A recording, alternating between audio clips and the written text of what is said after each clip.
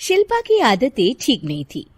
वो ना बोलने से पहले कुछ सोचती और ना ही कुछ करने में। उसकी इस आदत से सभी परेशान रहते। बहन, घर पर मेहमान आए हैं और शक्कर खत्म है, थोड़ी शक्कर दे दो, मैं बाजार जाऊंगी तो ले आऊंगी।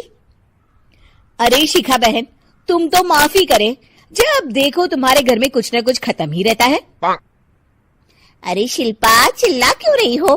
कहा ना घर में मेहमान बैठे हैं, सुन लेंगे। सुन लेंगे तो सुन ले, तुम लोगों की मांगने वाली आदत तो बंद होगी। अच्छा शिल्पा, ना दो शक्कर, लेकिन बात तो अच्छे से करो। एक कटोरी शक्कर के लिए तुमने मेरी बड़ी बेइज्जती कर दी। शिल्पा बड़बड़ाते अंदर चली जाती है तो शिखा भी घर चली जाती है। माँ, क्या हुआ?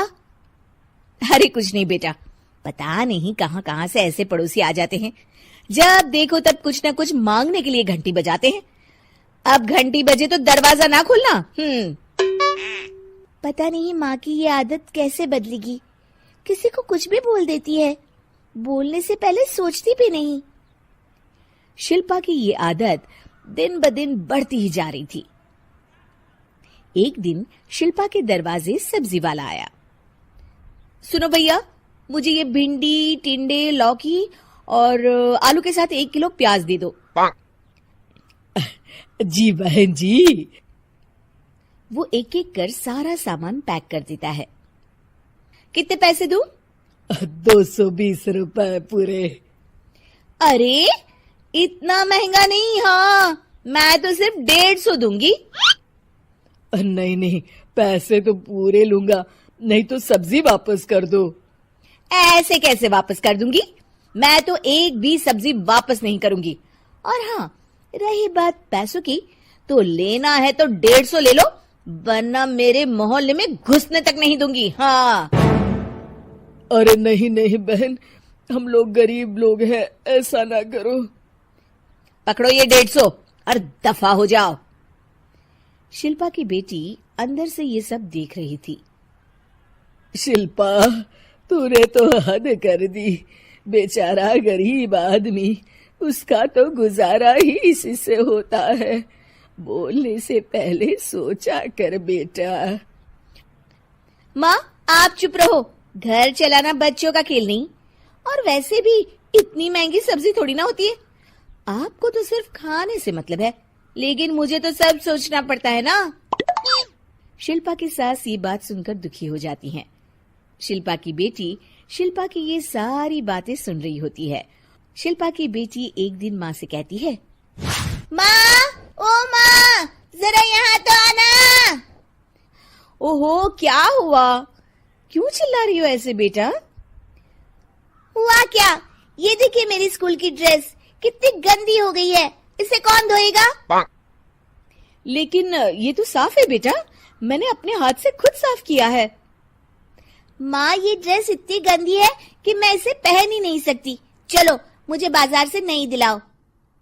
शिल्पा दुखी हो जाती है और वहां से चली जाती है कि तभी सामने उसकी सास मिल जाती है। शिल्पा, अरे ओ शिल्पा, ये क्या सब्जी बनाई है? ऐसे भी कोई सब्जी बनाता है? शिल्पा सास की इस हरकत से सख्ते में आ जाती है। अरे माँ को तो मैं जो बना दूं उन्हें वो पसंद आ जाता था, फिर आज वो ऐसा व्यवहार क्यों कर रही हैं? शिल्पा कुछ समझ पाती कि थोड़ी ही देर में उसका पति आ जाता है। अरे शिल्पा, ये क्या है? क्या हुआ आपको? ये मेरी अलमारी पूरी अस्त व्यस्त है, तुमसे कोई काम नहीं होता है, सारा दिन पता नहीं क्या करती रहती हो। अरे मैंने तो सारी अलमारी साफ रखी है। इसे तुम साफ कहती हो? ये तो पूरा कूड़ादान लग रही है।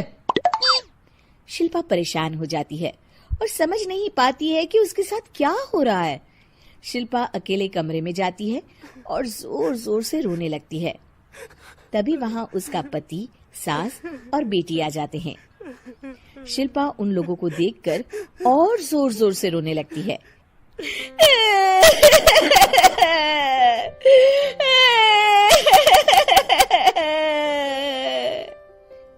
कि तभी उसकी सास उससे कहती है, क्या हुआ? यहाँ बैठकर रोती रहोगी या फिर खाने को भी कुछ बनाओगी? माँ, पहले आप बताएं, आप लोगों को क्या हुआ है जो मुझसे ऐसा व्यवहार कर रहे हैं? वही हुआ है जो तुम्हें रोज होता है। मैं समझी नहीं। माँ, आज घर वालों ने आपसे बुरा व्यवहार किया तो आपको कितना बुरा लगा ना? हाँ, मुझे बहुत बुरा लगा। मुझे अच्छा नहीं लगता कोई मुझसे इस तरह से बात करे। सही कहा शिल्पा, जो चीज तुम्हें खुद के लिए अच्छी नहीं लगती वो तुम्हें दूसरों के साथ भी तो नहीं करनी चाहिए। बेटा, हम तुम्हारे अपने हैं, फिर भी तुम्हें अपनों की बात का बुरा लगा। लेकिन सोचो, जिन बाहर के लोगों से तुम ऐसा व्यवहार करती हो उन्हें कैसा लगता होगा।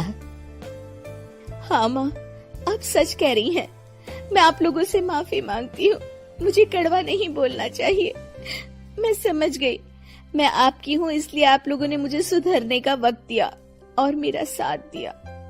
लेकिन जिन बाहर के लोगों से मैं बुरा व्यवहार करती आई, वो लोग मेरे कड़वे बोल से कितने दुखी होते होंगे। मैं वादा करती हूँ, आज से ऐसा व्यवहार किसी के साथ नहीं करूंगी। सीख, हमें दूसरों के साथ वैसा ही व्यवहार करना चाहिए जो हम खुद के लिए अपेक्षा करते हैं।